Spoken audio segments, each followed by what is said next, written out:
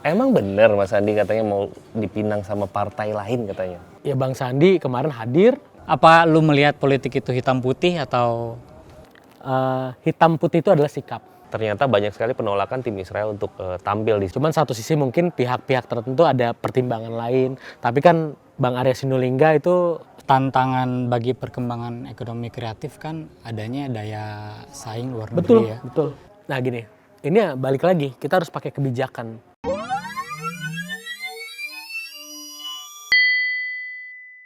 Oke, kita balik lagi.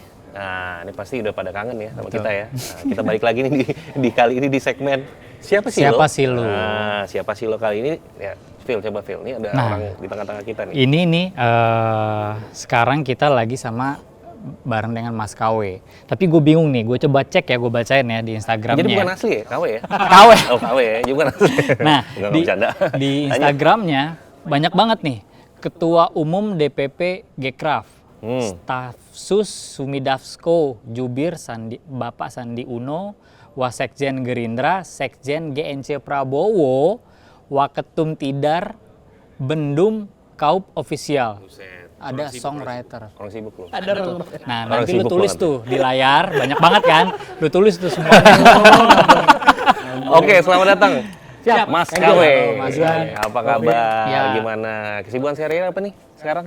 Ya kesibukan sehari-hari coba berkontribusi untuk negara lah. Mantap. Dengan karya kita, kan nggak harus selalu dari Loh, politik, nggak semua berkarya, politik, gitu. ya kan? Oke. Yaudah, sekarang kan kita di segmen Siapa Sih Lo nih. Siapa Sih Lo? Kita juga pengen kasih tahu lah kepada penonton-penonton kita. Betul. Sebenarnya, Jadi sapaannya buat teman-teman inti politik ini apa? ya kadang-kadang Intipers. macam-macam ya. Kayaknya belum ada mas, belum ada ini. Oke. Nah itu nyambung ke yang tadi. Nah kita pengen tahu sih sebenarnya sosok dari Mas KW ini seperti apa, ya kan? Biar kita bisa saling kenal. Kalau Mas KW ini sendiri, selain nanti kita bahas ya seninya ya, nanti kita bahas ya. Tapi pertama kali terjun ke dunia politik tuh bagaimana caranya dan kapan? Gue itu masuk politik karena musik. Karena musik. Ya. Oke. Jadi ada kesempatan di 2009 itu bikin lagu-lagu kampanye untuk salah satu bupati di timur Indonesia, di daerah timur Indonesia. Ya tadinya itu challenge juga, gitu kan. Akhirnya udah, ya kita bikin lagu, kandidatnya berhasil, ya seneng lah kita ya, karena kita ada kontribusi di sana kan. Terus makin kesini banyak garap lagu untuk kandidat-kandidat, kepala daerah gitu kan, baik bupati, gubernur gitu kan, sampai capres gitu kan. Loh ini kok makin dekat sama politik gitu. Ya apalagi mau 2024 ya banyak orderan pasti. Masih jalan. Cuman sayangnya sekarang lagi udah kurang produktif ini. Kita justru malah ke politik banget sekarang gitu kan. Udah akhirnya dari situ kenal sama senior-senior kita lah gitu kan ya, yang jadi mentor-mentor politik gua. Ya udah masuk ke politik, dan ternyata di politik ini kita kalau misalnya melihatnya hanya parsial, oke, katakanlah politik ini apa sih, kekuasaan atau apa gitu kan, itu kan kayaknya nggak elok ya. Tapi ternyata di balik kekuasaan atau memperjuangkan kekuasaan itu harus ada kebermanfaatan. Betul sekali. Ternyata politik itu esensinya adalah bagaimana memberikan kebermanfaatan untuk masyarakat secara luas, dan itu buat gue challenge. Kenapa? Karena dengan badan kita yang satu ini, Tuhan ngasih anugerah kita badan satu, nyawa satu, ya kan? Gimana sih kita bisa kasih manfaat untuk lebih banyak orang? Bisa nggak dengan kita ini? Ya ternyata kalau misalnya kita punya akses ke sana sini, bisa bantu siapapun itu yang misalnya memang perlu kita bantu. Dan itu ya yang gue lihat positif bangetnya dari politik gitu. Betul. Berarti motivasinya apa, motivasi atau kecemplung jatuhnya nih kalau bisa dilihat? Mungkin gini, berangkatnya karena ketidaksengajaan. Tapi di dunia ini sebetulnya kan nggak ada yang sengaja. Tuhan udah atur semua nih, ya kan? Ternyata oke, lu harus masuk dulu dari musik supaya soft masuk ke politik. Di politik pun lu bukan jadi politikus yang gimana, tapi ada jiwa seni lo, ada jiwa estetik lo gitu kan. Artinya ketika mengeluarkan statement atau kita berdiskusi dengan berbagai pihak, jauh lebih bisa cair dan lain sebagainya. Mungkin itulah diarahkan ke sana, dan gue lihat ya di politik ini menantangnya adalah bagaimana kita tadi, karena gue secara pribadi punya prinsip pencapaian terbaik manusia itu bukan kesuksesan, melainkan kebermanfaatan. Ngomong-ngomong soal Setelah gue koma habis. gue ngomong-ngomong soal seni nih, gue agak menarik juga nih. Gue pengen tanya sekarang sama Mas KW. Perspektif seni, cara orang seni itu melihat politik itu seperti apa sih? Politik pun seni. Yes. Politik pun seni, bagaimana kita bisa menyampaikan pesan dan diterima pesan kita secara baik. Nggak gampang, nggak semua orang bisa. Gitu. Tapi buat gue orang seni, backgroundnya ngelihat, tadinya mungkin melihat politik itu adalah hiburan. Karena kita di dunia hiburan. Bukan dagelan ya? Iya, kita nyari nafkah di dunia hiburan tadinya. Ya kan? Begitu masuk ke politik buat kita ini hiburan nih. Tapi begitu kita masuk lebih dalam, ini challenge yang harus benar kita lakuin gitu. Dan ya ternyata ya Tuhan ngasih jalan sampai di titik ini ya mungkin bukan karena tanpa sebab gitu. Ya mungkin sebabnya adalah oke, lu punya kemampuan tersendiri mungkin sehingga lu harus ada di titik ini. Oke. Politik adalah seni ya. Nah ini gue pengen cek juga nih Instagram lu kan hitam putih nih gambarnya kan. Iya. Apa lu melihat politik itu hitam putih atau Hitam putih itu adalah sikap. sikap? Jadi Jadi nggak ada abu-abu ya? tapi putih keabu-abuannya ada ya? tetap ada. Hitam putih abu-abu tetap. Abu-abu itu warna kompromi. Warna kompromi. Warna kompromi karena kita gini. Ketika di politik kita tidak bisa membuat senang semua orang. Harus ada pilihan yang kita ambil. Tapi ketika kita pilihan itu kita ambil, orang mungkin ada yang kecewa dengan kita. Tapi kita harus bisa menyembuhkan kekecewaan dia. Itu abu-abunya. Susah kalau ngomong Mas Seniman bro.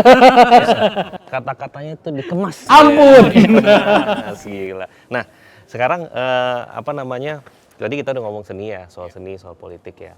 Kalau gue mau nanya sama Mas KW sekarang, berjuang di dalam politik itu kan banyak ya channelnya, salurannya itu banyak ya. Kalau lu sendiri Mas, ya kan, lu pengen berjuang di politik itu lewat saluran apa sih gitu? Atau apa yang menjadi beban lu sih?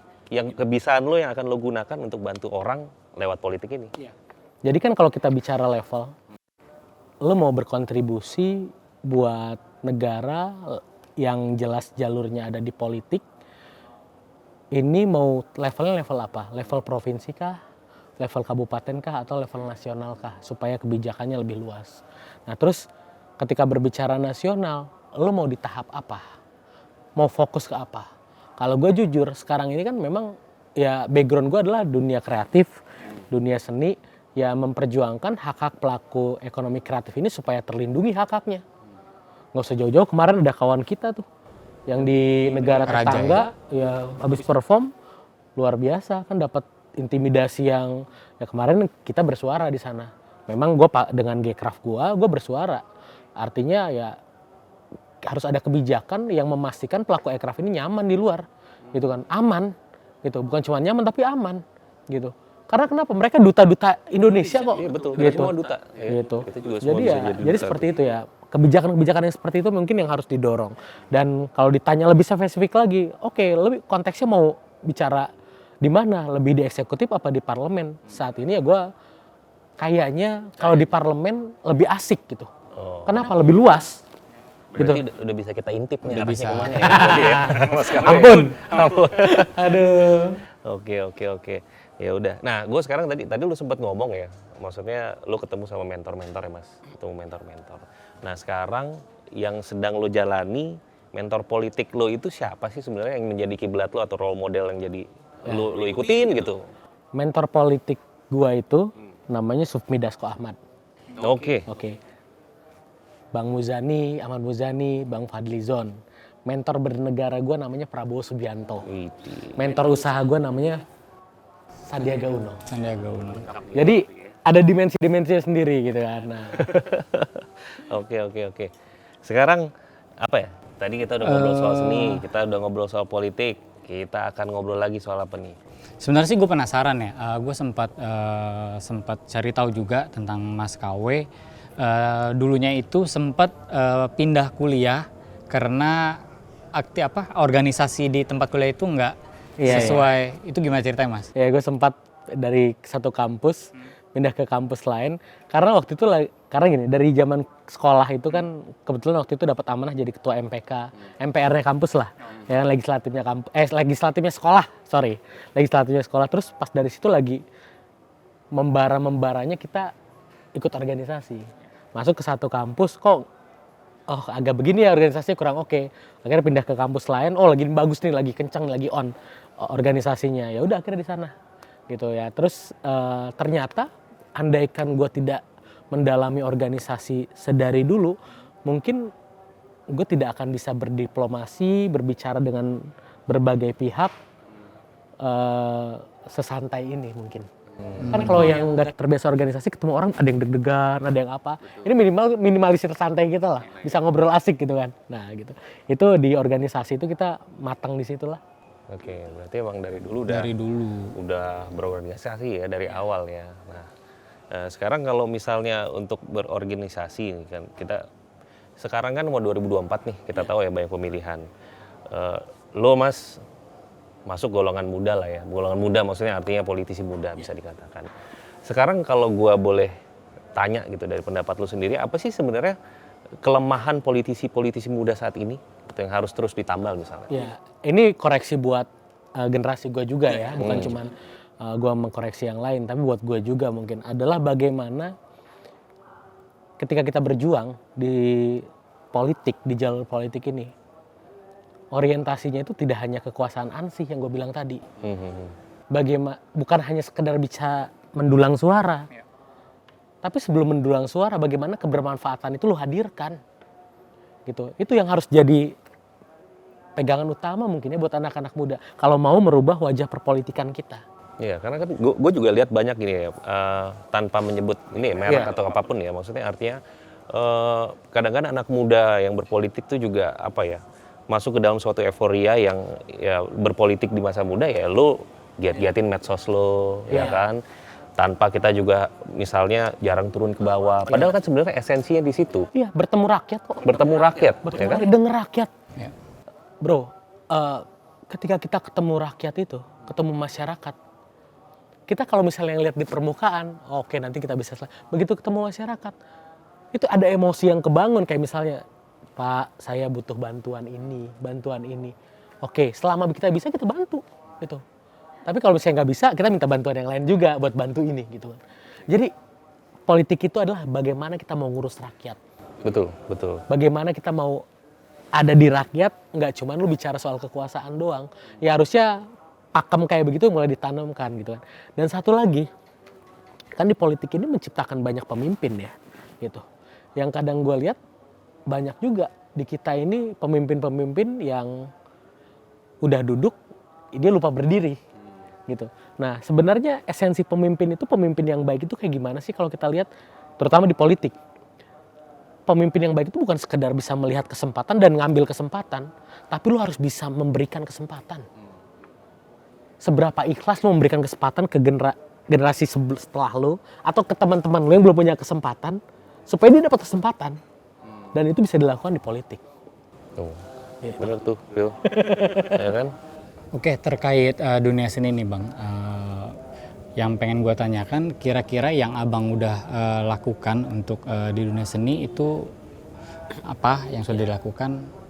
Ya kalau misalnya terutama tentang royalti ya Mbak. Oh iya. Royalti musik itu kalau misalnya itu kan karena background gue pencipta lagu juga, itu salah satu concern gue. Jadi memang gue banyak bikin karya sebelum-sebelumnya itu dengan mempertahankan yang namanya hak cipta kita jangan sampai hilang. Gitu. Karena kan ada juga nih orang yang mau jual putus lagu. Nah itu nggak pernah gue lakukan. Karena kenapa? Buat gue hak cipta ini ya bisa kita wariskan ke anak cucu kita. Gitu kan, ada aturannya sendiri kan. Nah untuk royalti sendiri gue udah beberapa kali konsolidasi sama Imarindo, Ikatan Manajer Artis. Sama LM ya LMKN, Lembaga Manajemen Kolektif gitu kan. Ini ya memang harus ada ke depannya. Indonesia ini belum sempurna mungkin ya ekosistem buat musiknya. Tapi dalam proses penyempurnaan dengan adanya LMKN dan lain-lain itu bagian dari proses ke sana. Supaya aturannya, pelaporannya lebih rapi. Pencipta lagu itu paling senang ketika dapat laporan royalti. Walaupun berapapun nilainya. Jadi Iya. senangnya luar biasa bro. Oke deh, oh baru segini nih. Gimana cara biar pemakai lagu kita lebih banyak? Oh promonya yang gencar. Oh kita kolaborasi sama ini. Jadi ada motivasi lagi kita lihat report itu. Karena gue juga kan sering gue suka baca ya, maksudnya artis-artis ya kan, para pencipta lagu dan lain sebagainya sering juga tidak mendapatkan haknya. Kayak pencipta-pencipta lagu terkenal misalkan ya, ketika dia sudah mungkin pensiun udah nggak ini lagi, mereka terpaksa hidupnya misalnya terlunta-lunta gitu kan, royalti yang tidak jelas juga gitu, sampai mereka harus ini kan menyuarakan semua segala macam. Nah itu memang harus ada aturan ya. Betul. Harus Apalagi banget. pandemi Harus ada aturannya. Makanya dengan adanya teman-teman yang konsen ke royalti ini, nanti kan akan didorong nih ekosistem yang baik itu seperti apa. Gcraft sendiri kita kemarin tahun lalu kita sudah MOU dengan WAMI, Wahana Musik Indonesia, bagaimana supaya pelaporannya oke dan lain-lain. Tapi bukan hanya itu, karena kan kalau Gcraft sendiri tidak hanya sekedar musik. Ada 17 subsektor lainnya yang harus kita care juga. Makanya Gcraft ini lagi mendorong Hari Ekonomi Kreatif Nasional. Doain mudah-mudahan bisa terwujud di 24 Oktober tahun ini. Oke. Tujuan utamanya apa sih Gcraft ini? Bagaimana pelaku ekonomi kreatif marwahnya terjaga, hidupnya sejahtera. Poinnya itu. Poinnya itu ya. Jadi Poinnya untuk itu. memastikan semuanya berjalan dengan Ya karena kan gue tadi cerita, gue punya agak trauma di masa lalu. Bagaimana gue seorang pencipta lagu tidak ada ruang negosiasi untuk karya gue sendiri loh, gitu kan. Dipatok lu sekian ya, kalau mau ambil, kalau enggak ya udah. Kita kayak kurang dianggap gitu. benar. Nah tapi alhamdulillah dengan adanya Gcraft ini, banyak juga bos-bos label, bos-bos TV yang menjadi bagian dari Gcraft, kita bisa duduk bareng. Bang, ini diatur begini bang. Biar supaya teman-teman happy gitu kan. Harganya naikin segini bang. Biar teman-teman ya lebih kerasa manfaatnya. Segitu cukup buat apa bang gitu kan. Ya jadi minimal kita bisa ngobrol begitu. Gitu. Jadi harus ada wadahnya. Makanya gua, Bang Sandi, Bang Dasko bangun Gcraft ini berangkat dari keprihatinan tadi awalnya. Bagaimana pelaku aircraft kita kok kurang dihargai, gitu kan. Ya udah, makanya dengan adanya Gcraft dari Sabang sampai Merauke ada rumah besarnya. Sekarang udah 32 provinsi, 215 kabupaten kota dan 33.000 anggota yang mana rata-rata kepala daerah itu dari pembina Gcraft. Jadi teman-teman enak ngadunya kalau ada apa-apa. Dulu kan nggak ada wadahnya, bingung. ada wadahnya sekarang jadinya enak ya. Nah, persyaratan untuk masuknya itu gimana, Bang? Dulu kita agak bikin susah, harus pelaku aircraft ya kan, punya usaha aircraft. Tapi sekarang kita perluas, karena kenapa? Ternyata yang care sama pelaku aircraft ini bukan pelaku aircraft doang. Akhirnya syaratnya sederhana, pelaku aircraft dan atau siapapun dia yang peduli terhadap ekonomi kreatif. Oke. Dan atau siapapun dia. Ya. Jadi mau lu politisi, mau lu birokrat, selama lu care terhadap ekonomi kreatif. Kita sejalan. Jalan. Dan di Gcraft semua warna ada, mau merah, mau putih, mau kuning. Ada ya? Ada semua, mau biru ada semua. Tadinya gue kira Gcraft itu G-nya Gerindra, Bang. Enggak ya. Karena ya karena kebetulan gua di Gerindra ya. Tapi kan di Gcraft ini ada banyak teman-teman yang lain dari berbagai warna. Gitu. Oke. Nah, ntar dulu. Ini kan Gcraft ini kan besar, Bang. Alhamdulillah. Besar ya. Nah, biayanya Gcraft ini untuk hidup tuh seperti apa? Nah, Gcraft ini mendorong yang namanya kemandirian. Gue salut sama teman-teman daerah punya cara untuk menghidupin organisasi dengan mereka kolaborasi, bikin event, ya kan, dapat manfaat dari situ. Gitu kan akhirnya bergerak. Ya pasti ada dari anggota-anggotanya mereka ada kontribusi juga. Begitu pun gue di pusat. Mereka Betul. dulu lah ya. Gitu. Jadi memang kita ini prioritas utamanya adalah mendorong kemandirian. Supaya apa? Kalau kita mandiri, gagah bro. Kita tidak bisa diintervensi oleh siapapun, ya kan? Iya, betul. Makanya ya, ada beberapa tawaran untuk masukin ke Gcraft ya kan, masuk buat pendanaan apa? Gue bilang, ya udah pendanaannya langsung aja ke pelaku aircraft, bukan ke Gcraftnya. Iya, Gitu. Supaya kita bisa duduknya enak, yuk kita ngopi bareng. Jadi gimana kebijakannya? Kita atur bareng-bareng begini, gitu. Tapi kalau to be honest, Bang, gue mendengar Gcraft itu dari kejadian yang Paris Fashion Week. Oke, ya itu. Nah, itu gimana, Bang? Jadi flashback setahun lalu nih. Jadi Maret flashback tahun setahun lalu. Berarti dari Paris Jadi Fashion Week. kalau flashback ke situ sedikit, zaman itu tahun lalu itu Gcraft itu punya program namanya Gcraft Paris Fashion Show during Paris Fashion Week. Nama programnya itu, kita bukan Paris Fashion Week toh. Dari awal Paris Fashion Show during Paris Fashion Week. Jadi semenjak kita preskon di Jakarta, dari mulai banner kita, backdrop kita, namanya udah itu. Kita preskon bareng beberapa yang kita bawa seperti Ariel ya kan, beberapa talent lainnya yang kita bawa, ketua dan pembina kita pun Bang Sandi ada, backgroundnya udah itu. Nah tapi di sana itu mungkin ada teman-teman yang berkreasi di sana juga, tidak menggunakan seperti kita, akhirnya rame. Nah cuman karena waktu itu Gcraft kita rombongan 176 orang dan public figure aja hampir 25 apa 30 lah ya, kalau nggak salah, lupa ya waktu itu. Itu ya gaungnya lumayan besar dan kita kena imbas. Ya. Makanya itu banyak sekali serangan ke kita. Tapi waktu itu kita cerna dulu bagaimana counternya nggak langsung kita rumusin segala macam. Ya udah di hari keempat kita jelaskan kita beda dengan yang diserang oleh teman-teman. Gitu. Akhirnya teman-teman baru paham. Gitu di sini. Oke, menarik juga ya dengar cerita soal Gcraft ya. Oke, gue mau balik lagi deh sekarang ke konteks politiknya. Di Gerindra ya kan, di Gerindra itu kan juga ada ya, maksudnya senior ya, Pak Prabowo ya kan, kemudian Bang Sufmi Dasko juga ya kan, Bang Fadli semua. Nah, bagaimana sih kemudian lo Mas KW di dalam komunikasi antara junior gitu ya dengan senior itu, bagaimana sih komunikasi di dalam itu? Sangat enak, sangat cair, karena abang-abang kita ini ngasih ruang buat anak-anak muda gitu. Ya kalau misalnya gue nggak dikasih ruang, mungkin gue nggak dikasih amanah di struktur sekarang. Tapi abang-abang kita ini memberikan ruang. Pak Prabowo apalagi, itu ngasih ruang banget ke anak-anak muda. Jadi buat dia, anak muda ini yang ngurusin negara ke depan harus dipersiapkan sedemikian rupa supaya matang. Gitu. Jadi komunikasi enak banget. Gitu, kayak misalnya kita diskusi. Demokratis lah ya. Aduh enak banget deh. Kalau misalnya katakanlah diskusi sama abang-abang, Bang, boleh nggak kalau usulan begini? Oh boleh, tapi lu jalanin deh gini ya. Oke Bang, gini Bang. Udah lu beresin deh gitu. Jadi enak banget gitu. Oke. Yang gue alamin seperti itu, alhamdulillah. Oke, gue juga pengen tahu dikit lah soal ini. Sebentar lagi kan kita akan ganti kepemimpinan nih di 2024 ya. Kalau misalnya sedikit intipan Mas KW nih untuk ke depan sebenarnya. Tanpa menyebut siapa calon ini atau siapapun nanti presidennya. Apa sih sebenarnya yang harus dijadikan prioritas untuk Indonesia dalam waktu ke depan di luar pemerintahan Pak Jokowi nanti? Keberlanjutan itu harus hal yang penting. Pak Jokowi melanjutkan amanahnya Bung Karno untuk merealisasikan yang namanya IKN. Ini salah satu konsen juga. Gitu. Jadi ini harus berlanjut gitu kan salah satunya, dan kebijakan-kebijakan yang baik harus diteruskan. Nah suka tidak suka kebijakan-kebijakan yang baik ini harus diteruskan oleh orang-orang yang tepat, dan gue berharap ya kalau dari partai gue sendiri kan udah jelas ya kan, amanah Rapimnas adalah Bapak ya kan gitu. Nah ketika meneruskan amanah Pak Jokowi ya dengan optimal gitu, karena kan mimpinya udah jelas gitu. Betul. Indonesia maju, sejahtera, gitu. Baldatun, Thayyibatun, Warabun Ghafur. Iya.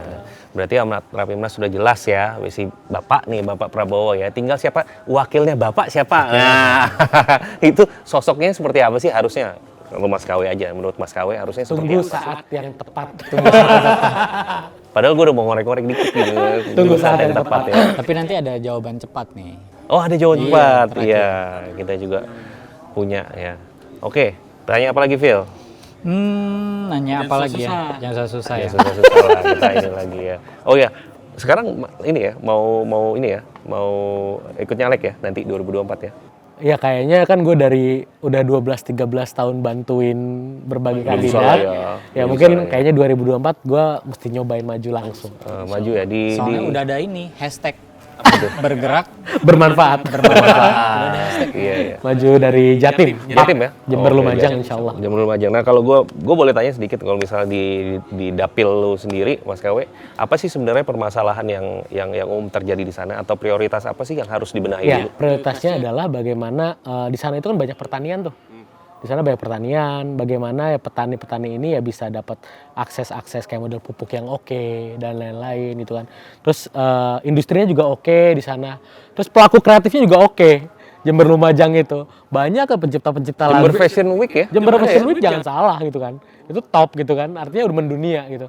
Nah, bagaimana ada kebijakan. Nah, salah satunya mungkin relate dengan apa yang gue perjuangkan dengan organisasi gue yang konsen terhadap ekonomi kreatif ini. Menghadirkan aturan-aturan, regulasi-regulasi yang berpihak kepada pelaku aircraft. Karena kan pelaku aircraft ini nggak boleh dibiarin sendirian. Gitu. Kita kalau dibiarin sendirian kasihan, bro. Harus dijagain, makanya gue perlebar tuh aturan, jadi harus ada siapapun dia yang peduli terhadap aircraft, apapun backgroundnya, mau dia pejabat, mau dia birokrat segala macam, ya supaya bantu care ke pelaku aircraft ini. Ya salah satunya adalah mendorong regulasi. Jadi ya itu yang kalau gue konsen di dapil gue seperti itu mungkin. Tapi gini, ini jujur ya, maksudnya artinya gini, ada nggak sih kesulitan untuk mendorong masyarakat kita atau melakukan edukasi kepada masyarakat kita, terutama di kalangan grassroots ya, untuk melakukan aplikasi ekonomi kreatif ini dengan segala Tidak mudah. requirement-nya dan lain sebagainya yang harus Tidak dipelajari. mudah, tapi bukan berarti tidak bisa. Gitu. Tidak mudah bukan berarti tidak bisa, artinya ya kita harus ada program yang continuity lah gitu. Artinya yang betul-betul mereka bisa merasakan membuka mata bahwa potensinya ini di sektor ekonomi kreatif ini besar. Ibu-ibu yang tadinya modalnya katakanlah contoh sederhana nih. Lu beli tahu goreng, tahu isi itu berapa tuh harganya? Tuh goreng, berapa Phil? Tahu isi di Abang-Abang. Ya 2.000 lah kali ya. 2.000, 1.500 lah ya, 2.000 lah ya. Tahu nggak ada tahu jeletot? Ya kan? Udah denger? Ya kan? Lu cek harganya minimal 3.000 tuh. Padahal bedanya apa? Sama-sama pakai tahu, sama-sama pakai toge, sama-sama pakai cabe. Bedanya tahu isi, cabenya di luar, tahu jeletot, cabenya di dalam. Harganya naik jadi 3.000. That's kreatif. Salah satu yang harus kita kasih pemahaman sederhananya seperti itu. Ngasih add value terhadap produk kita. Oke. Masalah yang ditemukan di lapangan biasanya apa tuh? Maksudnya apa? Ya, karena merubah. Ya kalau misalnya di dapil gue itu kan memang cukup rural ya. Gitu kan. Jadi memang ya kita harus agak pelan-pelan ngasih pemahamannya. Terus sama jangan bosen lah. Gitu. Jangan bosen sama mungkin teknologi udah lumayan bagus, tapi ada beberapa daerah yang sinyal masih belum kuat banget di sana. Gitu. Itu yang karena kan pelaku aircraft ini identik dengan Obstacle-nya itu ya. Obstacle-nya ya. Dan tantangan bagi perkembangan ekonomi kreatif kan adanya daya saing luar negeri ya. Betul. Terus apresiasi untuk cukup rendah. Nah itu gimana strateginya Mas KW untuk melihat daya saing? Nah gini, ini ya balik lagi, kita harus pakai kebijakan. Nggak bisa kita pelaku aja. Harus pakai kebijakan. Makanya ya dengan kita komunikasi dengan Menparekraf atau apa, harus ada kebijakan yang langsung menyentuh bawah. Nggak terputus di tengah. Karena kan bicara daya saing. Daya saingnya internasional. Internasional. Gitu. Artinya harus ada kebijakan yang mengintervensi bahwa itu manfaatnya kerasa buat pelaku aircraft dan membuka mata. Contoh sederhana, lu digital marketing deh, ya kan? Kalau misalnya masyarakat nggak paham, habis kita dilibas sama luar, Betul. ya kan? Terus kalau misalnya minimal ada pertanyaan gimana sih cara pemasaran digital, minimal itu aja deh. Kita selesaikan pertanyaan itu. Gini caranya Bu, Instagram Ads ini gini, Facebook Ads ini gini. Mereka udah bisa bersaing. Iya harusnya ya. Masyarakat dunia yang menilai produk mengkurasi secara langsung produk-produk mereka layak atau enggak. Oke. Sebenarnya udah lebih simpel bro sekarang mengkurasi itu. Tapi untuk meningkatkan kualitasnya itu sendiri, Nah ini harus ada pendampingan. Harus ada scale up. Nah makanya kalau dari gue sendiri ada untuk ekonomi kreatif ini ada beberapa konsen. Pertama literasi ekonomi kreatif yang optimal dan membumi. Terus kemudian adalah lahirnya pengusaha-pengusaha baru di sektor aircraft. Karena ini mempengaruhi negara berkembang adalah semakin banyaknya pengusaha yang hadir di sana. Yang ketiga adalah luasnya lapangan kerja di sektor aircraft. Dengan hadirnya pengusaha, hadir dong lapangan kerja dong. Oke. Terus yang keempat, ini bicara lebih fundamental. Lestarinya produk kreatif, kesenian dan kebudayaan. Oke. Jadi banyak banget kekayaan Banyak kita banget. yang harusnya kita jaga tapi nggak kita jaga. Oke, kalau gitu gue mau nanya nih, ini soal current issue nih yang kemarin habis ketok palu Ciptaker. Oke, Nah, Ciptaker ini kan digadang-gadang katanya dengan dikeluarkan undang-undang ini akan mempermudah katanya investasi. dan juga mendorong pelaku UMKM untuk pengurusan dan lain sebagainya seperti sertifikasi halal lebih mudah dan lain sebagainya. Nah, lo memandang ini bagaimana? Gue memandang ini positif. Oke, berarti lu Oke, setuju ya? kalau gue setuju, kalau gue di yang kubu setuju lah. Karena kenapa ya, investasi dipermudah. Ketika pengusaha-pengusaha kita butuh investasi, bro, ya kan? Iya. Dengan minimalisir regulasi yang ada gitu kan, butuh investasi. Sekarang mau invest, kalau regulasinya udah mentok pakpuk, batal invest dia. Betul. Kita sebagai pengusaha udah lobby begini, gini, masuk ke regulasi repot. Oke, jadi lu setuju lah ya dengan undang-undang Ciptaker ini ya? Ya gue setuju dong, karena kan partai gue juga setuju, bukan hanya karena partai gue setuju, tapi gue sebagai orang yang aktif di dunia usaha juga, walaupun ya skala gue kecil lah gitu kan, ngelihat ini bahwa ya peluang investasi jadi lebih mudah di sini. Investor mikirnya nggak kepanjangan nih dengan ada regulasi ini gitu kan, yang tadinya berbelit-belit segala macam mungkin kan, tapi dengan ini kan lebih cepat lah mau bisnis di Indonesia gitu. Oke, ya mudah-mudahan lah iklim investasi kita makin bagus ya nanti ke depan ya, terutama kesempatan-kesempatan untuk orang-orang UMKM ini. Ya, dengan gitu, investasi kan pelaku-pelaku UMKM. artinya bisnis terbuka, lapangan kerja tercipta. Betul. Efeknya begitu kan, gitu. Tadi Mas Kawi menginformasikan menciptakan lagu ya. Iya. Ada beberapa artis kayak Afgan, ya, Baby. Nah, royaltinya gimana Mas? Merasakan nggak? Merasakan, sampai detik Ya, ini gue sampai masih dapat detik ini. laporan. Oh gitu. Jadi walaupun gue udah menjadi pencipta lagu yang kurang produktif saat ini ya kan, kalau dulu kan sebulan bisa melahirkan berapa lagu lah, sekarang setahun bikin 3 lagu 4 lagu aja, wah semangatnya harus ditambah banget itu kan. Nah, ya gue masih happy banget. Begitu kemarin gue dapet laporan royalti, oh gue masih dianggap nih pencipta lagu. Gitu. Iya. Oke. Nah, sekarang ini, gue boleh ya nanya-nanya soal current issue lah ya kita Boleh ya, dong, sekarang ya. boleh. Nah, sekarang kan Selama kita bisa gue jawab lah. Enggak, kita discuss aja. Maksudnya arti kan gini, sekarang kan yang lagi hangat-hangatnya ada topik juga soal ini ya, World Cup ya. World Cup kita ya, U20 ya. Pro dan kontra. Di satu sisi Indonesia sudah ditunjuk nih, tapi di satu sisi kok ternyata banyak sekali penolakan tim Israel untuk tampil di sini. Yang akibatnya untuk kita udah susah payah nih bikin ajang ini sampai ke ajang situ. Untuk World Cup ini digelar di Indonesia. Nah, kalau dari pandangan lo sendiri seperti apa? Kalau gue ngelihat yang terjadi sekarang, apalagi dengan informasi yang kita dapat belum lebih dari 12 jam ini, bagaimana yang tadinya pengundian itu akan dibatal, ya artinya cukup disayangkan sebetulnya. Cuman satu sisi mungkin pihak-pihak tertentu ada pertimbangan lain, tapi kan Bang Arya Sinulinga itu staf sus BUMN juga kan udah menyampaikan juga bahwa ya karena ada penolakan segala macam. Ya ini sebetulnya jadi potensi sebetulnya ya, harusnya potensi kita membuka lapangan usaha dan lain-lain segala macam gitu kan. Pariwisata, tapi ya sudah artinya ya memang ini sudah terjadi gitu kan. Cuman ya kedepannya mungkin harus banyak duduk lah ya.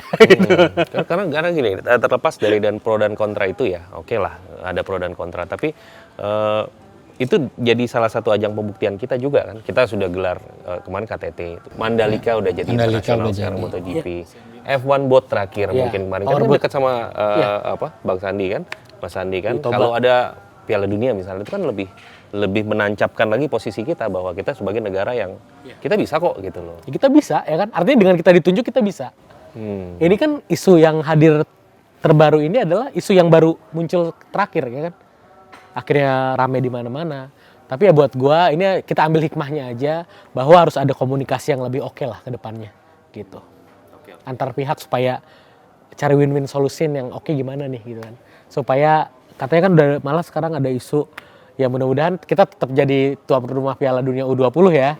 Itu nggak berubah gitu. Itu harapan besar kita lah. Oke. Nah, ini terakhir nih. Ini kan karena Mas KW ini dekat sama Mas Sandi ya katanya ya. Bukan katanya sama benar. Emang benar Mas Sandi katanya mau dipinang sama partai lain katanya. Bener nggak sih? Partainya disebut nggak? Kalau misalnya Sebut ya? Nggak, Jojo itu katanya. Kalau ngeliat pemberitaan sih seperti itu. Ya, kalau lihat pemberitaan seperti Kalau itu. lihat pemberitaan, kalau dari yang tidak pemberitaan gimana? Iya, kalau gue lihat ada sih yang melakukan komunikasi ada gitu. Oke. Tapi sejauh ini masih masih Gerindra ya.